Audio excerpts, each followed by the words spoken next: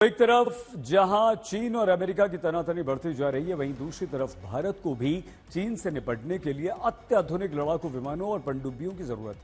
अमेरिकी रक्षा मंत्री Lloyd Austin के साथ ही जर्मनी के रक्षा मंत्री का भारत दौरा दोनों जरूरतों को पूरा करने वाला है। बहुत जल्द हमारे देश भारत में लड़ाकू विमानों के जेट इंजन बनेंगे और भारत में ही जर्मन सबमरीन का भी होगा निर्माण। चीन पर कसेगी लगाम, भारत बनेगा सर्वशक्तिमान।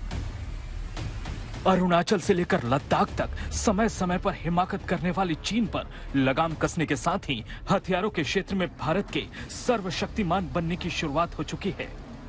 अमेरिका अपनी जेट टेक्नोलॉजी भारत को देने पर मुहर लगाने ही वाला है। इसी सिलसिले में अमेरिकी रक्षा मंत्री लॉयड ऑस्टिन भारत में हैं।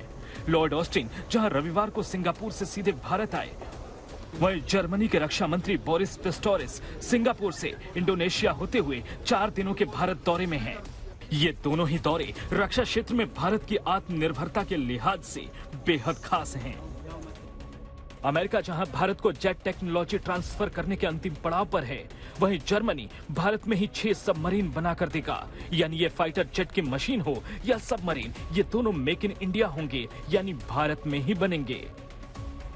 अमेरिकी रक्षा मंत्री लॉयड ऑस्टिन के भारत दौरे पर जहां जेट टेक्नोलॉजी ट्रांसफर डील की सारी शर्तें तय हो जाएंगी, वहीं इसका ऐलान पीएम मोदी के अमेरिका दौरे पर हो सकता है, जहां पीएम मोदी 21 जून को पहुंचेंगे। जेट इंजन बनाने वाली अमेरिकी कंपनी जीई को राष्ट्रपति जो बाइडेन के दफ्तर से मंजूरी मिल चुकी है।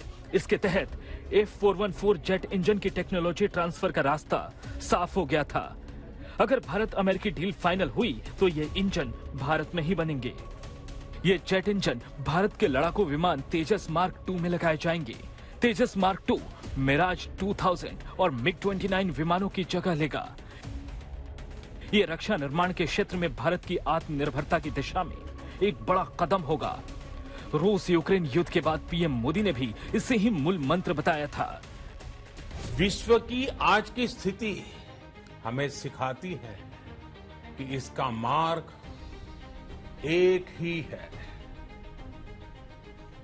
आत्मनिर्भर भारत। चीन का मुकाबला करने के लिए भारत को अपने लड़ाकू विमानों की संख्या को बढ़ाना होगा। इस वक्त चीन के पास भारत से 2 गुने से भी ज्यादा लड़ाकू विमान हैं। भारत में ही फाइटर जेट के इंजन बनने लगे तो ये लक्ष्य जल्द से जल्द हासिल किया जा सकेगा। यही नहीं, भारत में स्वीडन की तरह ही जेट इंडस्ट्री बन सकती है।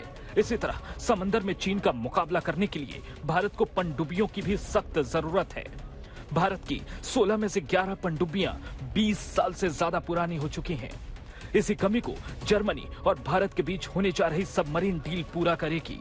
जर्मनी के साथ भारत ने $5.2 बिलियन की डील की है। इस कीमत में जर्मनी भारत को 6 सबमरीन बनाकर देगा। इस डील के लिए जर्मन चांसलर ओलाफ खास तौर पर भारत आए थे। भारत ने शर्त रखी थी कि ये साझा निर्माण परियोजना होगी, जिसमें भारतीय कंपनी के साथ साझेदारी में सबमरीन का निर्माण होगा। साथ ही ये भी शर्त भी थी कि कंपनी को भारत को टेक्नोलॉजी ट्रांसफर भी करना होगा। इसे जर्मनी की company Thyssen croup marine systems ने मान लिया है।